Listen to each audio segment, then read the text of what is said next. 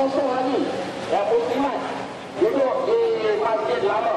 Ya, kita lihat Tamadun Islam Nusantara di sebelah sana.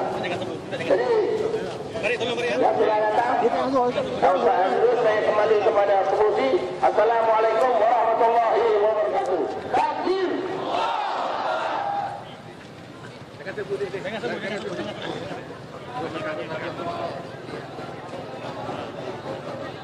Minta kerjasama kepada yang bertani kami akan adalah nanti lepas habis kuliah dalam kita nak mulakan kuliah sebagai segera dan lepas itu Ustaz Anwar akan berehat lebih kurang 5 minit sebelum kita takbir. Takbir.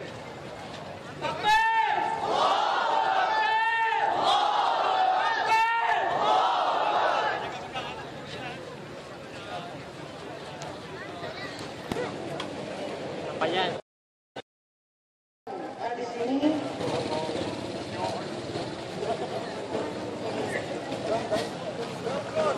sekali lagi saya umumkan bahawasanya penonton pergi dengar kuliah ceramah, dia duduk dua orang dengan bini dia, tengok muka bini.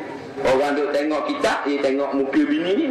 Orang duk tengok muka ulama, dia tengok muka bini dia. Macam orang lawa sangat bini dia. Faham tak? Ingat, selagi kita tidak lepas ilmu fardu ain, bila ada ustaz, ada muallim, ada orang, ada orang macam serai. Masa saya lahir, susu mak saya habis.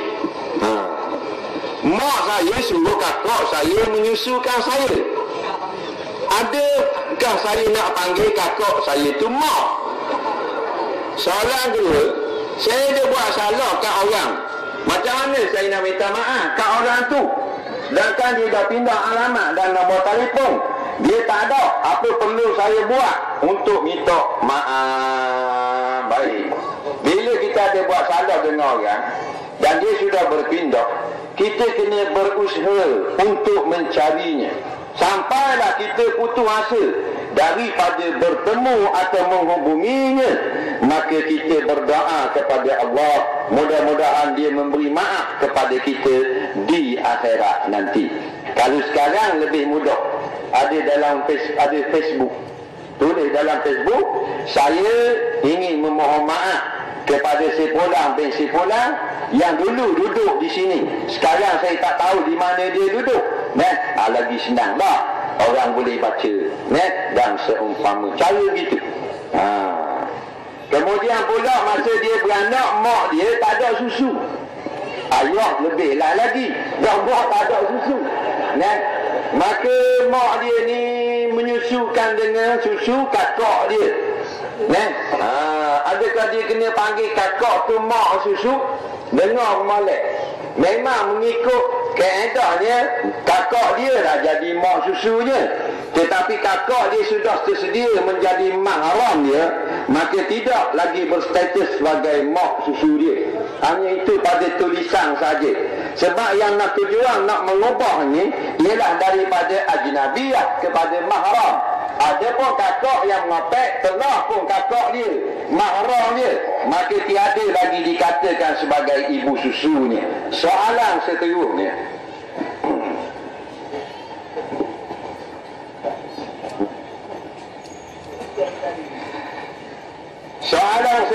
bolehkah isteri menyentuh semua badan suami dan sebaliknya suami menyentuh semua badan isteri? Ni baru soalan.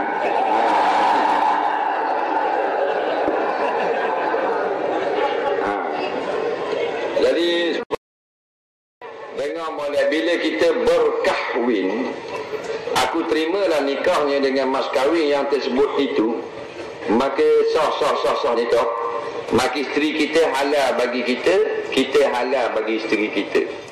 Dua perkara saja yang haram, iaitu mensetubuhi isteri melalui dubur atau melalui faraq ketika haid dan nifas. Lain daripada itu adalah halal. Nampak? Jadi kalau sentuh boleh tak? Boleh, tak ada masalah. Kat mana nak sentuh? boleh belaka. Side mirror boleh. Bumper depan boleh. Bumper belakang kau pandai mu nak stop. Kerana nikmat perkahwinan itu selain daripada jima, ialah 3. Merasa, melihat, mendengar. Kita tak nampak isteri kita duduk di dalam bilik air. Kita duduk luar minum kopi. Nak bini kita duduk bilik air menyanyi. Kita stop tak dia? Stop tak? Tak. Kita lihat tak dia? Tak. Tapi nikmat suami dapat mendengar. Tak. Isteri menyanyi di dalam bilik air. Nampak? 14 melintang jauhmu. Itu nikmat mendengar. Mana? Seronok tak kita? Seronok dengar bini kita menyanyi. Yang kedua, nikmat menyentuh. Tak dengar, tak lihat, sentuh. Contoh, kita bangun tengah malam pukul 4 terkejut, mak rempit laju sangat, kuat sangat esok, maka lampu gelap. Nampak tak bini kita sebelah? Tak. Dengar tak suara dia? Tak ada, senyap tidur. Tapi bila kita pegang, dapat merasa nikmat.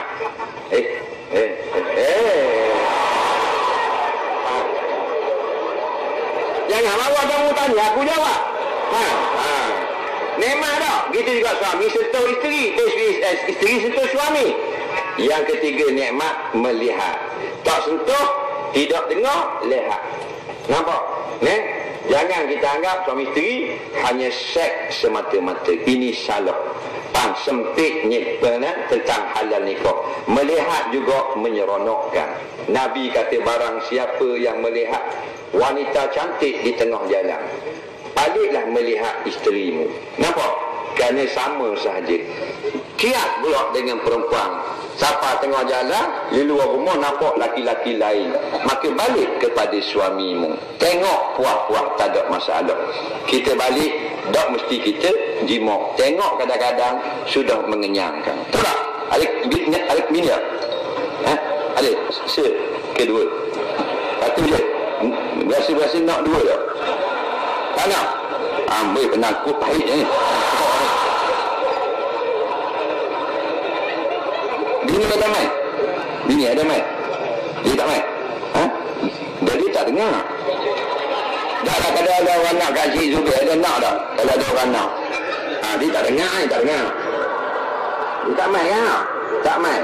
Kalau ada lah orang perempuan baik lah, dia nak ke Abang Zubair ni, Abang Zubair nak tak? Dia tak dengar, jawab lah. Sama juga.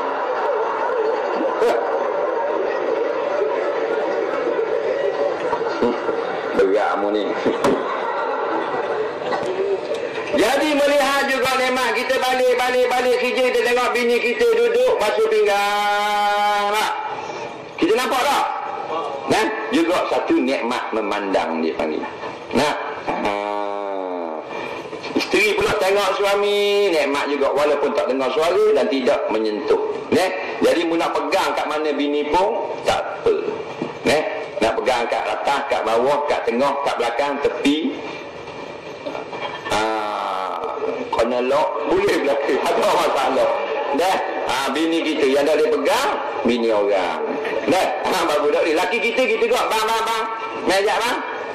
Dengar ustaz ngajar tadi boleh pegang, abang, kat mana-mana pun. Nak pegang abang. Dah pegang, nak pegang kat mana? Dah lah, buang kain tu. Mana? Pegang, tak ada masalah.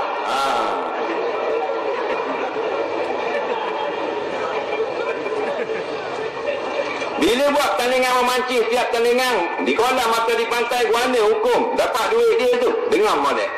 Buat tandingan memancing, kutip RM100 seorang. Katakanlah 2 jorang ke, kata jorang komandam lah. Maka kalau katakan dapat 100 orang, berapa? 10,000. Kalau 1,000 orang, RM100,000. Ambillah daripada 100,000 tu RM30,000 buat hadiah. Hadiah pertama katakannya RM3,000. Hadiah kedua RM7,000. Hadiah ketiga RM20,000. Contohlah dia ambil duit daripada yuran tadi.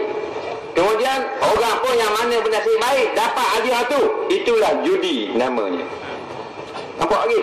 Sebab duit yang kita dapat sebagai hadiah tadi adalah duit yang dibayar oleh semua peserta yang bertanding menguji nasib. Itulah hukumnya haram. Yang dah haramnya ialah duit-duit atau hadiah tadi adalah daripada pihak yang tidak ada kaitan seperti penganjur sahaja. Duit yuran hanya nak buat beli topi kerana panas, nak beli t-shirt, nak bayar harga sungai, pantai, bandar orang nak kutip sapak, hukumnya halal. Tapi kalau buat duit tu untuk sebagai hadiah, haram. Itulah judi namanya. Bagaimana perbezaan fahaman Syiah dan mazhab-mazhab yang lain? Jawabnya, Islam adalah yang Allah redha. Nampak? Maka jangan kita ambil agama-agama lain. Islam ini Allah lah Tuhan yang sebenar. Nabi Muhammad lah penutup segala Nabi. Dan Al-Quran yang ada ini adalah imam kita. Itulah. Maka kenapa kita nak pergi kepada agama lain? Agama Syiah mengatakan Quran belum ada. Yang ada Quran di tangan Imam Mahdi akan terbit akhir zaman. Yang ada sekarang bukan Quran ataupun tidak betul. Maka ini bukan daripada ajaran Islam. Faham? Soalan seterusnya, jika seorang melakukan dua kesalahan besar seperti berzina dan minum arak, bagaimana hukuman yang akan dikenakan? Baik. Dia kata dua kesalahan dia buat, berzina dan minum arak. Nak kena hak mana sel? Jawabnya yang paling berat. Yang paling berat sahaja. Orang yang berlaku hadap kecil dan hadap besar, adakah kena buat dua-dua? Tak, satu saja. Dengan mandi, maka terangkat hadap besar, terangkat hadap kecil. Perampok, pembunuh, dia nak pergi bunuh orang, nak rampok bank, dia telah melanggar lampu isyarat merah, lalu dilihat oleh polis, langgar lampu isyarat, pelik kereta begini. Siapa di bank, rampok bank, tembok pengawal keselamatan mati, 2 orang. Lalu dibicarakan, adakah dibicarakan juga kes langgar lampu merah? Tak, dia bicara kes bunuh dan rompok sahaja. Kerana hukumannya lebih berat. Begitulah. Jadi bila berzina 100 pukulan, 100 rotan, dan minum arak 40 rotan. Kata setengah ulama pula, tak, suku-suku 40 rotan suku, 100 rotan suku. Dua-dua ni pandangan ulama Melaka. Siap Melaka dalam buku-buku kanun enakmen jenayah. Yang menjadi masalah, kerajaan Malaysia tak sudi melaksanakan hukum Islam. Hak tu jadi masalah, kerana mengundang kemurkaan Allah. Soalan seterusnya, jika dalam rumah kita niat dalam bilik tu jadi niat masjid, adakah fadilat sama dengan masjid? Dalam rumah kita ada satu bilik, kita niat jadi masjid, jawabnya adakah fadilat masjid? Baik, menurut pendapat yang muktamad dalam mazhab Syafi'i rahimahullah ta'ala, tak dapat. Dia hanya jadi masjid di sisi mazhab Hambali rahimahullah ta'ala. Kalau ni kalau khilaf. Tapi ingat, bila kita niat jadi masjid, rumah kita tu tak boleh jual bilik tu. Tak boleh jual. Kita buat rumah ada 6 bilik. Ada satu bilik belakang kat dapur tu, kita niat jadi masjid. Siapa yang niat masjid, maknanya dia telah mewakaf harta itu sampai kiamat. Ini baik, jaga baik. Jadi bila dia jual rumah dia lagi, hak bagian bilik tu tak sah jual, haram. Susah tak dia? Kena jaga baik, jangan ikut si nak tubik mulut. Bagaimana niat jamak qasar bersama solat Jumaat? Dengar molek. Dia nak semayang Zuhur qasar dan semayang nak semayang Jumaat dan semayang Asar. Iaitu Asar nak buat qasar. Senang ni. Mula-mula solat Jumaat. Allah, aku semayang fardu Jumaat jamak dengan Asar. Itu yang paling ringkas. Lepas tu habis semayang Jumaat 2 rakaat lah. Terus bangun. Allah, aku semayang fardu Asar jamak dengan Jumaat qasar. Jangan tunggu lama, kena ada buat terus serta merta. Tapi yang boleh jamak takdim, jangan jamak takhir.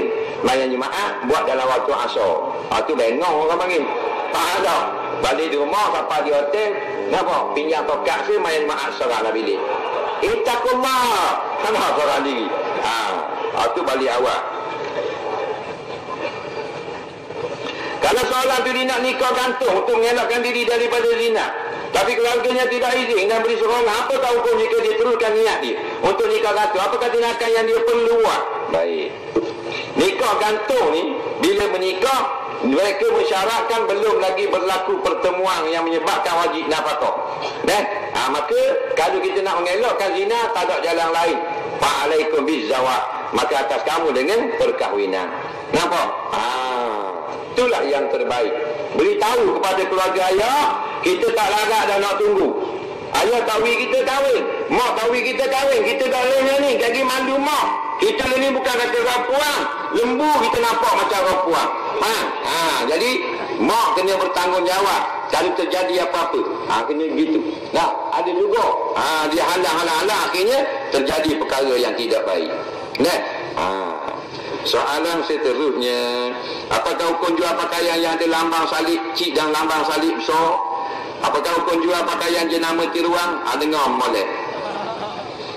Ada kalau benda tu salib, iaitu salib Kristian, hukumnya haram. Tapi kalau dia pattern atau bentuk menyerupai salib tapi bukan salib, maka tidak haram. Yang haram ialah betul-betul salib. Contoh, bendera Union Jack. Union Jack ramai orang pakai di baju ni, bendera Britain. Kerana penyanyi orang putih pakai. Ramai yang buat cover telefon. Itulah bendera Britain. Hak tu 3 salib. Salib St. Andrew, St. John, St. Patrick. 3 tu. Salib pertama warna merah, palang gini. Faham tak?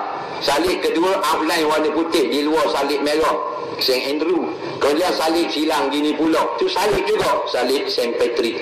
3 jenis kumpulan agama Kristian bersatu untuk buat satu bendera, namanya bendera Britain. Hak kita pakai sangat learning baju t-shirt tu. Nampak? Jadi tolong tukarlah. Bukan kita marah, banyak lagi bendera yang boleh pakai. Walaupun bendera negara kafir sekalipun, tapi tak haram lah kalau tak ada salib. Banyak lagi kan yang boleh. Apa yang kita nak juga benda-benda yang boleh merosak akidah kita. Jadi yang jadi penjual, jangan kamu yang menyebabkan anak-anak muda kita rosak akidah. Mana ada buka kedai telefon, tolong cek balik mana-mana housing yang bentuk salib tadi, termasuk bendera Union Jack, tolong jangan jual, bakar api lah. Tak apa, wa may yattaqillah yaj'al lahu makhraja. Barang siapa yang berhenti menjual atau buat ataupun menjadi pengedar suatu perkara kerana takutkan Allah, yaj'al lahu makhraja, Allah beri projek lain kat dia. Yakin tak? Dah apa dah? Tak yakin lagi ni. Kita beranak ni, siapa buat keluar kita daripada perut mak kita? Tok bidang ke Messi ke Allah Ta'ala? Saya jawab, Allah. Kalau tok bidang yang keluarkan, tok bidang mari beranak. Ada tak tok bidang mari tak beranak juga? Ada tak? Sakit nak beranak mari, tok bidang mari. Nampak tak? Isa tak mari. Pukul 12 tok bidang kata balik dulu ya, pada tak semayang lagi, insya tak semayang lagi ni. Tok bidang balik beranak. Subuh pula tok bidang mari pula. Subuh. Tak beranak juga. Lah tok bidang beranak. Tak? Sebab yang mengeluarkan kita daripada perut mak kita, Allah Ta'ala. Kenapa bila Allah lahirkan kita, dia tolong kita, bila kita besar kita syirikkan dia. Orang tolong kapal ni haram lah. Haram belaka badak. Dalam cari makan kena haram. Haram belaka. Dia negara ayah. Sedap gamak jawab. Kalau boleh aku bong kepala dia. Soalan seterusnya,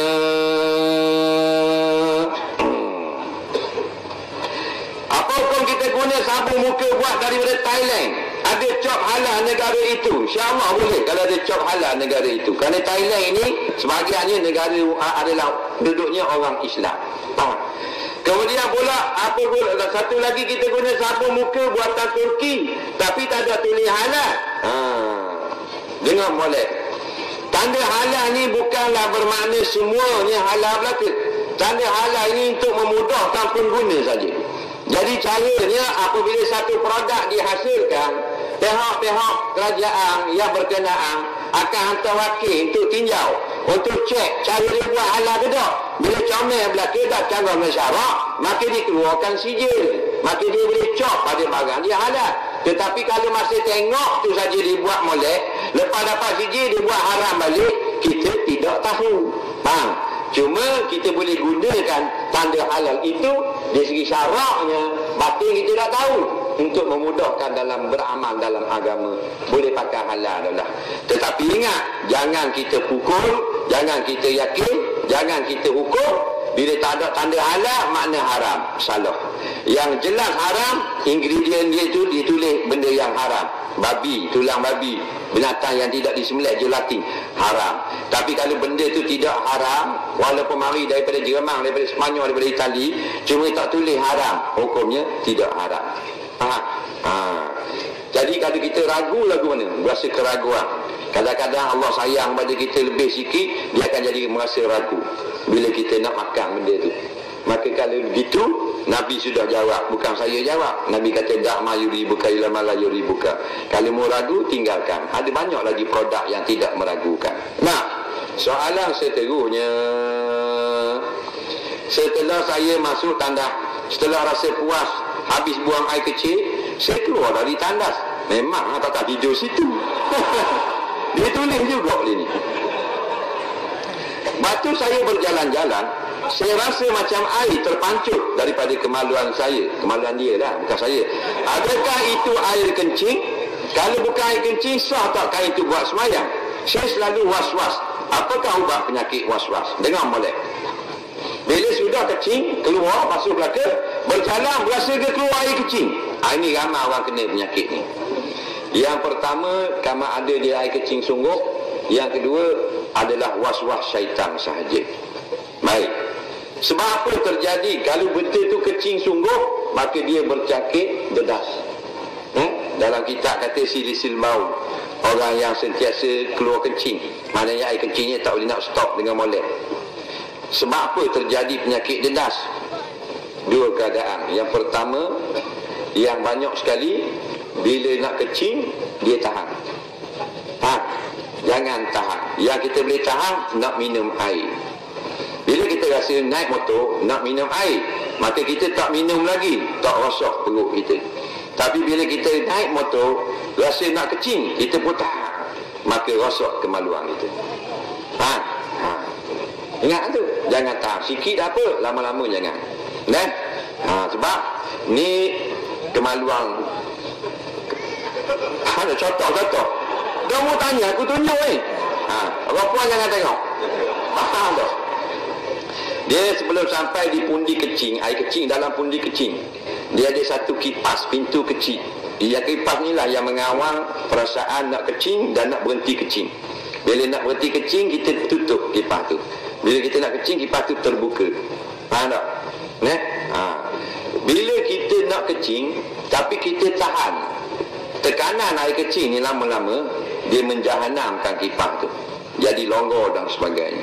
Lalu bila kita kecing, ditutup tak rapat. Tapi bila kita kecing dah, basuh dah, kita jalan keluar sikit-sikit. Kita rokok sujud, keluar neleh pula. Baik, jadi jangan tahan kecing lama-lama, mudarat. Yang kedua, jangan bila kita kecing, kita lajukan air kecing. Suka main gitu. Bila kita kecing, biar dia keluar dengan kelajuan yang biasa, automatik. Ada orang bila keluar, dia laju. Nak suruh laju ni. Sekali-sekala tak apa. Tapi kalau acak kali, boleh rosak kipas ni. Batulah ulama' kata, sunat istibrak. Istibrak ni memastikan bersih. Bila kita kecing, ni air kecing lari daripada bunyi kecing, lalu ke angliber, dia keluar sini. Bila berhenti dah kecing, kita masuk. Dalam ni ada air tak? Ada. Bila bergegar, jatuh. Dalil air imak kita. Kita basuh tangan. Lepas basuh tangan, kita tutup dah. Tutup. Keluar lagi. Tak. Tapi dalamnya ada tak? Kita sentuh. Keluar air. Sama juga. Kita gegar-gegar, dia keluar balik hok sikit jadi. Maka campur bagi keluar balik, lepas pada kita kecing, istibrak. Di antara caranya, bangun duduk, baru basuh kecing. Di antaranya kita berjalan-jalan, memang dalam jalan dalam tandas. Yang mudahnya dua cara. Yang pertama, pegang orang di bawah kemaluan, tolong skrup gitu, dia akan keluar baki-bakinya. Yang paling mudah berdehem, buat gitu, maka kita akan tengok keluar. Tak percaya, balik lagi kecing, lepas tu tengok dia akan keluar. Jangan buat sekarang, Yang kedua pula was-was, bukan air kecing tapi perjalanan sahaja. Nampak tak? Air kecing itu syaitan rasakan pada kita macam kita kecing. Dia mari berhenti. Kita pun duduk semayang, syaitan kata kencing dah bah, keluarlah. Mana tunggu apa lagi? Ada kita pun keluar. Padahal ada kecing pun. Tu was-was, gangguan syaitan. Caranya jangan layan gangguan syaitan. Dia kata kecing dah tu bah, biar memang aku sengaja kecing. Faham tak? Baru dia lari. Perwek orang ni malam ni. Ni kita layan ke dia. Baru nak rokok keluar. Baru nak rokok keluar. Soalan saya tegurnya, makmum di sebelah jatuh, kita sembahyang jemaah, adakah perlu batalkan solat? Dengar molek. Bila kita sedang sembahyang jemaah, orang sebelah kita jatuh sakit, kita hendaklah berhentikan sembahyang kita dan tidak berdosa. Dia sembahyang ni bila kita sudah takbir, haram berhenti sebelum salam, melainkan jika ada kebenaran syarak. Di antaranya iaitu sebab orang sebelah kita rebah. Di antaranya tengok ada orang nak jatuh dalam telaga. Kalau kita lama, kita baru, anak nak jatuh, anak pegang peruyuk takut tumpah. Kuah ular atas muka. Jadi tak berdosa. Kalau kerana lain berdosa. Tengok semayang, orang telefon, berhenti, halo, aku tengah semayang ni, telefon balik lah. Itu berdosa besar. Tapi ni menyelamatkan nyawa orang, hukumnya harus disebut oleh ramai ulama. Kalau kita yang kemudian, di antaranya yas'alunaka fiddin. Ada seorang ulama usul dijawab masalah dalam kitab ni, yas'alunaka fiddin. Kita tengah semayang, mak tengah semayang, kadang-kadang anak tu dia baru 2 tahun, setahun, 6 bulan baru boleh berjalan kan. Dia meniti ikut tepi dapur tu, ada air panas, kadang ada pisau atas tu, kena tangan, putus tangan dia, jatuh atas muka, buta mata. Itulah. Jadi mak tengah semayang, anak sampai tahap berbahaya gitu, boleh batalkan solat. Berhenti, pergi ambil anak, alih periuk, letak tempat selamat, semayang takbir semula, hukumnya harus tak berdosa.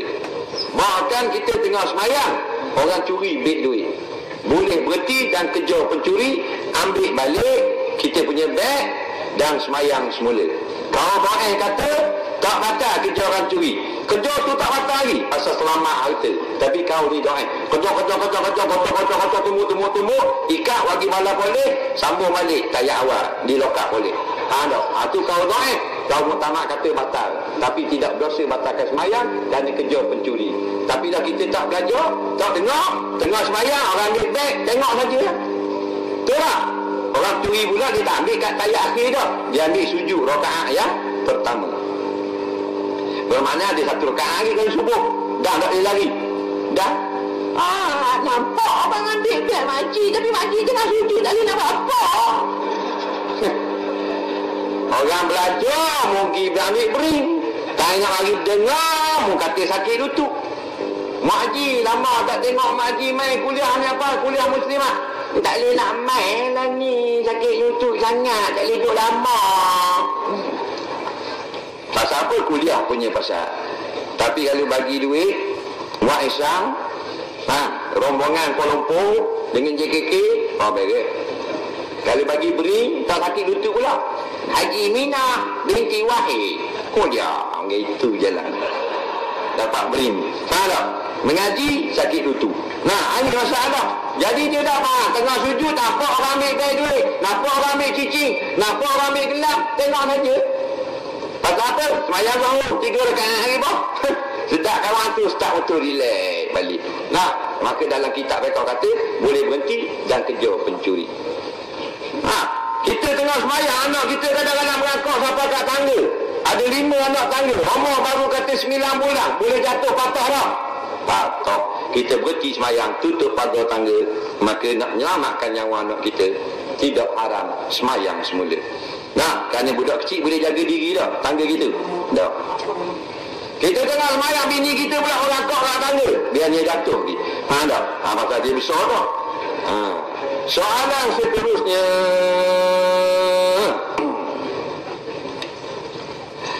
ada setengah sahabat saya beritahu setelah dihadiri satu kuliah solat jamak qasar, Zuhur 2, Asar 2, hanya boleh dilakukan oleh mereka yang dalam perang saja. Macam kita orang awam boleh solat Zuhur 4, Asar 4, tak boleh jamak qasar. Mohon pencerahan. Ulama telah menyebut bahawasanya siapa yang nak jamak dan qasar boleh jika dia di orang musafir. Siapa yang nak jamak tanpa qasar pun boleh. Siapa yang nak qasar tanpa jamak pun boleh. Dengan molek.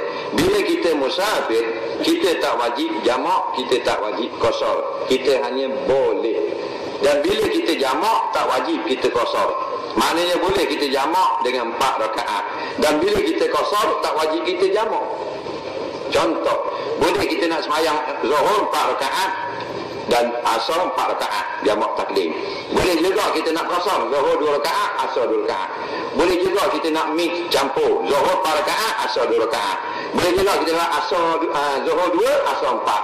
Nak bolehnya. Yang tak boleh, tak solat. Hati baru tak boleh. Soalan seterusnya, bolehkah kita menunjuk atau kongsi kebaikan pada isteri dan anak-anak kita? Adakah yang dikatakan sebagai menunjuk-nunjuk? Jawabnya boleh. Tapi janganlah kita bertujuan untuk berbangga diri dengan benda yang baik, tetapi supaya anak-anak kita rasa nak buat benda-benda yang baik. Sebab tu kalau kita tunjuk ke orang menderma, nak tunjuk masuk duit dalam tong supaya orang ikut kita menderma, maka hukumnya harus tidak riak namanya. Yang riak ini kita nak supaya orang puji kita, orang hebatkan kita dalam sebutan orang ramai dan sebagainya. Saya masbuk solat jemaah, sedang imam tahajud tayat akhir, saya tayat awal, tapi sementara tunggu imam beri salam, saya turut baca tayat akhir juga. Boleh ke? Silakan, tak ada masalah. Dan soalan seterusnya, suaminya berpahaman Syiah, isteri ikut ahli sunnah wal jemaah, adakah boleh tinggal bersama? Ulama-ulama lebih ramai mengatakan apabila menolak tentang sahihnya Quran yang ada ini, tasabak lainlah, sembah sama manusia, menganggap Sayyidina Ali lebih layak, ataupun menghina sahabat-sahabat Nabi, dan menolak hadis-hadis yang mutawatir. Dan hukum menolak hadis yang mutawatir ini menjadikan kafir, menolak hukum Quran itu kafir, maka yang terbaiknya ialah pandangan yang mengatakan mereka bukan orang Islam, maka terpasang nikahnya serta merta. Soalan seterusnya, apakah hukum bawa keluar harta wakaf masjid digunakan di permis lain, contoh pinjam kipangi masjid dan digunakan di sekolah-sekolah? Jawabnya, jikalau makna telah diwakafkan untuk masjid, maka tidak boleh digunakan kepada tempat yang lain. Ini pendapat yang muktamad.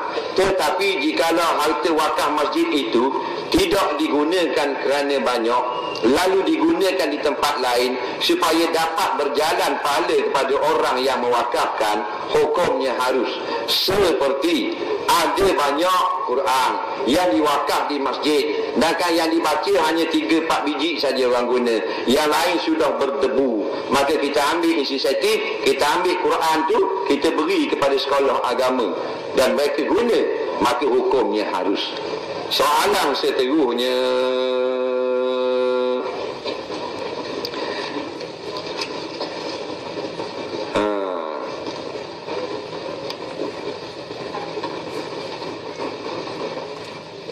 apakah hukum kasih kucing bagi mandul itu kucing? Bak kucing pula. Hukum mandulkan kucing dengan molek, ulama-ulama jawablah ke? Itulah bukan kita orang pandai ulama. Kita baca kitab fatwa, orang tanya kita baca balik, itu je. Bukan kita ahli fatwa, kita bukan ahli tarjih. Kita bukan ahli fiqh. Ulama-ulama sebut. Jadi yang kita jawab ni kita jamak, pasal banyak kita baca kitab-kitab fatwa. Kita rakung, kita ambil natijah. Pendapat yang pertama yang masyhur sekali, saja-saja hukumnya makruh. Kita jalan gini cari kucing ada kita mandu jumpa kita mandu hukumnya makruh perbuatan tu. Tapi kalau kita ada tujuan maka makruh menjadi harus. Pasal apa? Pasal kucing ni hanya pandai beranak. Bila dia beranak dia makan anak dia. Bila dia beranak dia biar sampai mati anak dia. Maka kita mandulkan dia. Maka hukumnya harus. Soalan seterusnya banyak bab solat.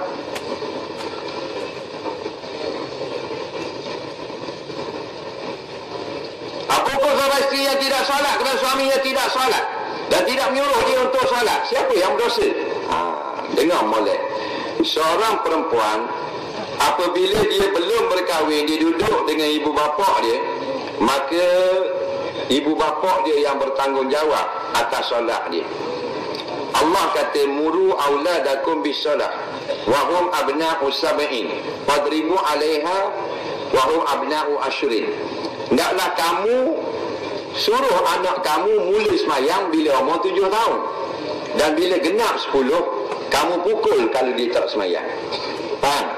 Maka bila perempuan ini sudah menjadi isteri, maka dia ditanggung oleh suami itu pula. Sebab itulah dia wajib taat kepada ayah dia, tidak kepada orang lain, sebab ayah dia yang tanggung dosa dia. Bila dia berkahwin, dia wajib taat pula kepada suami, sedangkan dulu taat kepada ayah, sebab sekarang suami yang tanggung dosa dia. Jadi kalau suami tidak semayang, suami berdosa. Isteri tidak semayang, suami berdosa. Dan isteri berdosa juga, tapi suami dua dosa. Dosa diri sendiri tak semayang, dosa bini tak semayang. Bini pula kalau suami semayang, isteri tidak dosa. Kalau suami tidak semayang, isteri pun tidak berdosa. Isteri hanya berdosa kalau isteri tidak semayang. Sebab bila suami isteri, yang tanggungjawab di hadapan Allah suami. Nah, bila suami tak ada di rumah, maka tanggungjawab akan jawab soalan kena anak-anak isteri. Dalil Nabi kata wa kullu ra'in mas'ulun an ra'iyati. Setiap kamu yang menjadi bapa kena tanya anak-anak kamu di akhirat nanti. Al-mar'atu ra'iyatu fi baiti zawjiha. Isteri menjadi pemimpin dalam rumah suami. Wahia dia mas'ulatun an ra'iyatiha. Dia akan kena tanya hal anak-anak dia di akhirat nanti. Soalan seterusnya, kita ada masa 15 minit 19 saat lagi. Apakah hukum menolak kedatangan Obama ke negara kita akan datang? Batu kita tengok sama yang benda ni, yang menjadi mangsanya ialah negara umat Islam dengan percaturan kuasa-kuasa besar dunia. Orang kafir ni bila dia bergabung dengan segala jenis agama, musuhnya satu, iaitu Islam. Kena ingat, tapi kita lupakan sejarah, tak boleh ingat, kita duk penting hak lain. Nah, baiklah, pendek cerita, bos yang paling jahat ni, musuh umat manusia, ialah yang kita baca dalam Fatihah. Nah, ghairil maghdubi alaihim. Kalau kita buka kitab tafsir mana pun yang muktabar lah, dia kata al-maghdubi alaihim humul yahud. Maksudnya orang Yahudi. Maka Yahudi ni dia nak jadi pemimpin dunia, maka mesti dihapuskan segala kekuatan agama lain. Dalam mana permulaannya hapuskan kekuatan agama Islam dulu, kerana agama Islam mengatasi kekuatan segala agama lain di dalam dunia. Maka negara yang mempunyai tentera 1 juta orang lebih, ada 3 buah negara, iaitu Iraq, iaitu Syria, iaitu Mesir. Lalu Iraq dihancurkan atas nama Perang Teluk. Syria dihancurkan atas nama perlawanan pembantaian kezaliman Syiah terhadap ahli Sunni. Tak kira lah asal hancur. Tentera sudah 2 negara yang menjadi ancaman kepada Yahudi, iaitu Sila dan Iraq yang masing-masing ada 1 juta tentera sudah ranak. Tinggal satu lagi negara yang ada 1 juta tentera Islam, iaitu Mesir, pun akan ranak kerana pemimpin tentera rampasan kuasa adalah anak buah yang dibayar oleh Israel laknatullah. Nampak? Itu ceritanya. Maka Israel ini adalah tuan, pekerjanya adalah Amerika laknatullah. Nah, jadi kalau kita duduk meraihkan atas nama negara sama, akhirnya kita akan lenyap daripada muka bumi ini. Nah, sampai bila kita tak meraih agama kita? Kita tak ambil, tak raih orang Islam, kita raih Obama, raih Rusia dan sebagainya. Nah, sebab apa? Sebab kita pun orang yang Allah benci kepada kita. Kita musuh Islam di dalam selimut. Kita tak pelik Obama benci Islam, tapi kita orang Islam yang berebut nak pergi haji benci Islam. Macam mana Allah nak tolong kita? Tu pergi haji ke gitu ramai mana tau? Orang yang tak suka pada ceramah agama. Tolak. Kita pasang banner masjid kutip duit RM150, satu banner buat ceramah agama, kuliah agama. Oh, dia panjang, letak tanda apa-apa, potong. Nah, dia pula yang sibuk nak pergi haji ke itu. Tu yang naik kapal terbang sampai penuh tahun ni pergi Mekah, sebahagiannya orang yang tidak menjemlahi ulama-ulama di Malaysia. Tolak. Mereka benci kepada ulama. Dalam Facebook, kutuk guru, kutuk ulama-ulama, kutuk majlis-majlis ilmu, sokong waktu cantik, sokong kelab malam dan sebagainya. Sibuk nak pergi haji pula. Siapa sengit dapat terbang bawa dia. Kita yang betul-betul nak pada Islam tak dapat kuota haji. Kita kalau ikut kuota tu 2052. Kalau ikut kuota lah. Bukan kita pergi korok. Korok. Ada kulit lekat sikit di tulang. Nampak? Dah 2052. Pasal sani lah. Yang tak suka pada ulama di Malaysia, melontar jamrah. Lepas lah dia. Melontar, penuh ke batu lah kocek. Dah 3 jamrah, 21 biji. 3 malam, 21 kali 3, 63. Malam raya, 7 biji. 7 uluh. 2 kilo batu. Rimau. Kening macam snorkel. Tung masuk. Lah. Apa makna baling batu tu? Iaitu kita musuh dengan syaitan. Tapi balik di Malaysia, dia jadi kawan syaitan pula. Patut bila dia balik di airport, kita tunggu dan baling batu pada dia. Soalan seterusnya, kita rasa 11 minit 3 saat lagi.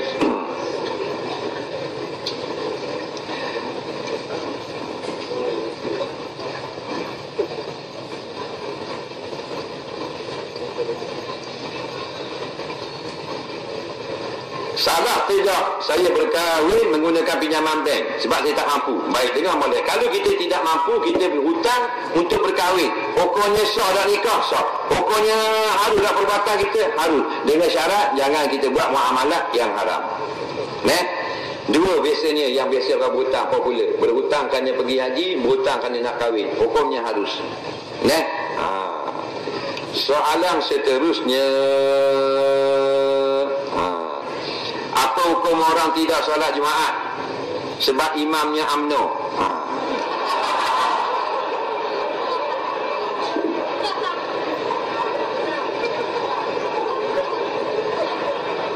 Ini soalan cari balok malam ni. Dia dengar molek. Jumhur ulama mengatakan sah semayang di belakang orang yang fasik. Yang tak sahnya tu imam orang kafir baru tak sah. Kalau tu imam orang fasik sah. Tu imam bila dia rokok jatuh ke tak nombor ekor. Bermakna berjudi fasik tak? Fasik. Maka yang duduk di belakang makmumnya tidak wajib niat mufarakah. Contoh ni tu imam bila rokok jatuh ke tak. Lepas-lepas mayang terbilat kabur. Hantar tak kata apa tadi? Jatuh dari kocek tu imam. Makmum kata tak tahu, kata tubuh, kata alamat apa-apa tak tahu lah. Tu kata nombor ekor tu. Tu imam main nombor ekor. Orang kata, hang tak boleh kata macam tu, hang nak tahu. Tok Bila kata, aku tahu, aku main juga. Faham tak? Itu orang fasik namanya. Faham tak?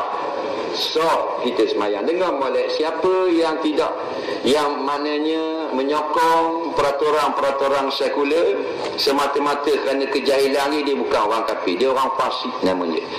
Yang kafir ni gini, bila kita khabar molek tak undang-undang Islam di Malaysia, dia kata tak molek, undang-undang Islam ni kuno, undang-undang Islam ni tidak maju, undang-undang Islam ni zalim, maka jelas imam itu sudah menjadi kafir. Kita tak boleh lagi ikut dia. Kalau semata-mata imam tu pakai baju saja lacing, dia bukan orang kafir, boleh kita semayang di belakang dia. Ini pandangan jumhur ulama. Soalan seterusnya, saya suka jamming dengan kawan-kawan saya sambil banging kepala, kadang-kadang orang nyebut main. Apakah hukum dia? Kenapa isteri kenapa ustaz aksiden baru ni? Baik. Dia kata dia main, dia kadang-kadang dia suka main band, main kugiran. Dengar molek, Islam ni bukan agama yang menafikan fitrah manusia. Manusia ni dia suka kepada dua, hiburan dan bermain sokan dan sebagainya. Tapi datang Islam dia kawal. Kalau main bola jangan buka aurat. Kalau main bola jangan nak pada semayang. Kalau main badminton jangan tengok orang bang duduk main sampai habis waktu semayang. Jadi bukan dia nak halang, dia mari buat peraturan. Begitu juga kalau muzik gini tak boleh, muzik gini halal, muzik gini haram. Kalau siapa puja Arab, haram. Kalau liriknya syirik, sudah haram. Tak kira Bruno Mars ke siapa nyanyi, haram. Kalau liriknya maknanya membangkitkan semangat cinta ke agama, sunat tengah ulama kata. Kalau lirik tentang perkara yang harus. Kalau cerita cinta, tak ada benda-benda yang kurang pak cinta lah. Aku cinta kamu, kamu cinta aku, kita berdua bercinta. Waktu saja makruh. Pasal apa? Buang masa, tak ada faedah. Kan? Jadi kalau boleh tak payahlah banging. Sekadar melepaskan maknanya kepuasan, kejemuan sudahlah. Ni siapa angguk boleh, angguk patah kok mati. Patah bapa mati, banging kepala. Balik awal kita. Kalau turun kolok sejik, orang tolak mati boleh tahan kira. Mati patah tekok, banging punya pasal. Kalau nak banging, pergi banging untuk imam. Rak keluar sebeh, subhanallah. Itu banging juga, Tuhan suka. Muzik sikit-sikit sudah, jangan berlebih-lebihan. Lirik kena tengok lagu juga. Kerana kita nak nyanyi lagu Melayu, boleh tahan. Kalau lagu orang putih, berhati-hati. Kalau thrash metal, underground metal, sebahagiannya memuja syaitan, menafikan agama. Terjemah dulu, tengok bahasa Malaysia tu rosak tak makna, barulah kita boleh. Tidak masuk di dalam bab. Kalau kita baca jampi yang kita tak faham, haram. Termasuk lirik lagu. Kita menyanyi lirik yang kita tak faham, haram. Kerana membahayakan akidah kita. Soalan seterusnya, kita ada 6 minit 33 saat lagi.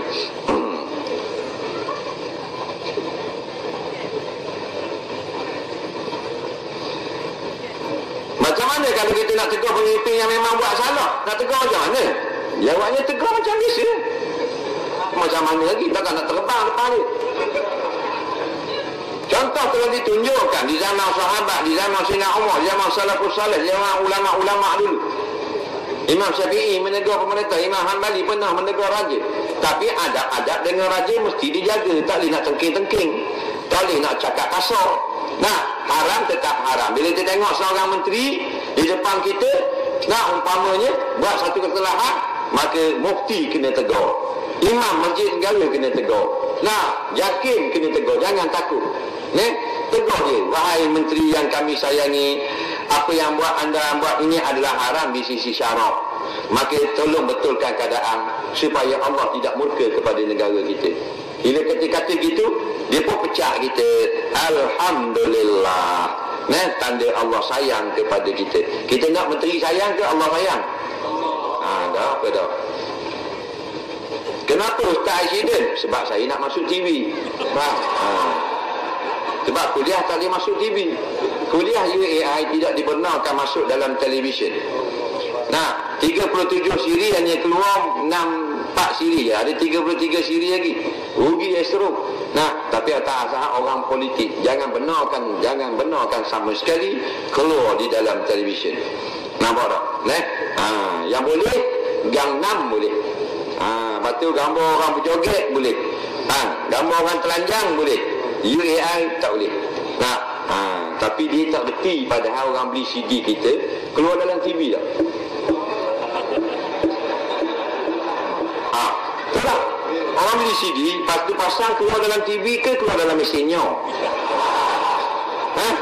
TV tak? Soalan seterusnya 3 minit lagi. Soalan seterusnya, yang mana aturan yang betul, wirid dulu atau takbir raya lepas mayang fardu hari raya, puasa hari raya haji? Semayang sunat rawatib itu lebih hafal daripada semayang sunat tarawih? Jawabnya, ya, semayang sunat rawatib memang lebih daripada sunat tarawih. Ini tartib ulama sebut. Kemudian pula bila gini hari raya haji, lepas salam tu berzikir dulu ke takbir dulu? Jawabnya takbir dulu afdal. Ini pandangan yang paling ramai. Assalamualaikum warahmatullahi wabarakatuh. Assalamualaikum warahmatullahi. Allahu akbar, Allahu akbar, Allahu akbar. Itu yang afdal. Tiba-tiba kita berzikir dulu, tak ada masalah. Soalan seterusnya,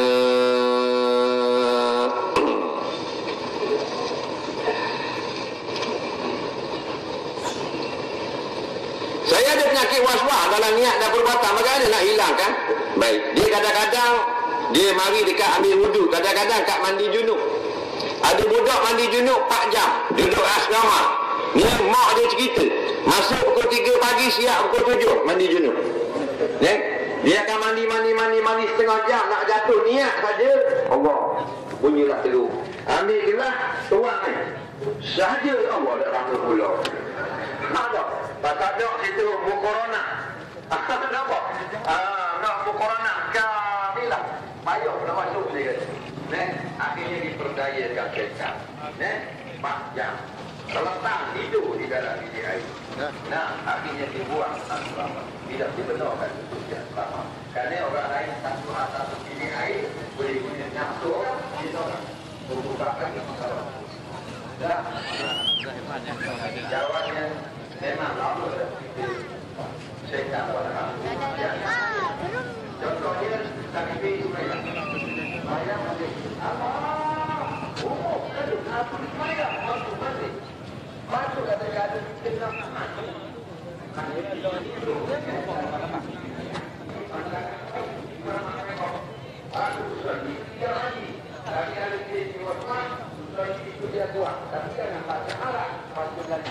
sebelum sampai sebut dulu sahaja aku ayat fardu mandi. Aku keluar kata Allah, kita akan mudah masuk dan kita baru dapat. Manusia lebih ingat, yang paling ingat perkara yang paling tak kita. Sebab bila kita sebut di mulut, hari hati ini macam ekor jadi. Tadi tak kita gaul yang tinggi tak putih. Kita lalu kuat ada jadi ulang-ulang. Ada, jadi kita orang. Amal orang. Ada dulu. Okey. Ada supaya apa-apa Allah dia akan saja. Mari kita mana dulu takbir dan kita dapat saya.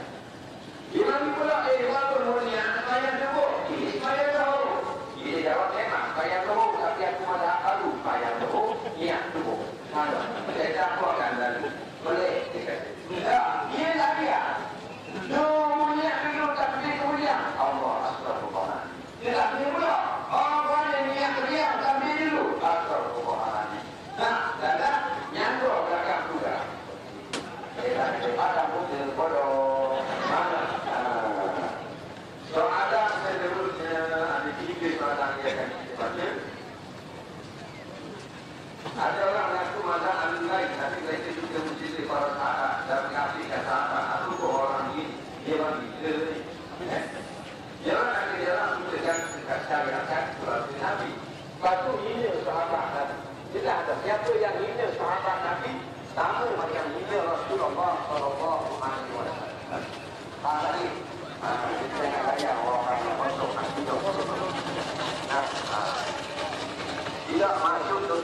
maka yang berarti Nabi masuk surga Nabi mati. Soalan yang kedua sebelum disebut surga pada malam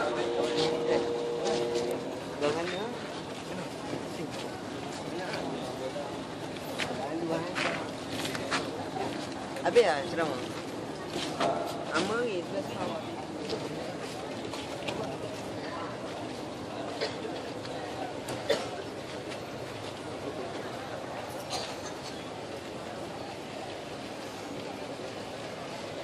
dia kata berlaku lah besok pada Nabi Muhammad Islam Merah kira-kira lagi dari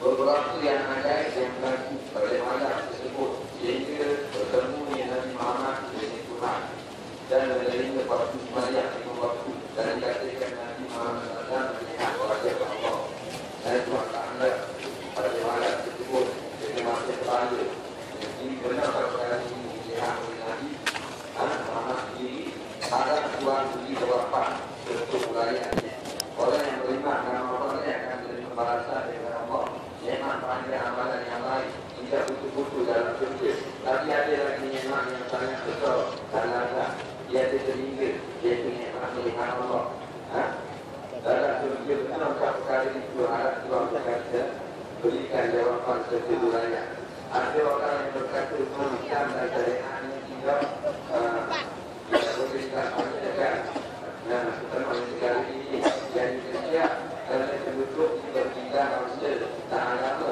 atau tak percaya seperti itu membawa kepada Rasulullah akidah dan setempat baik.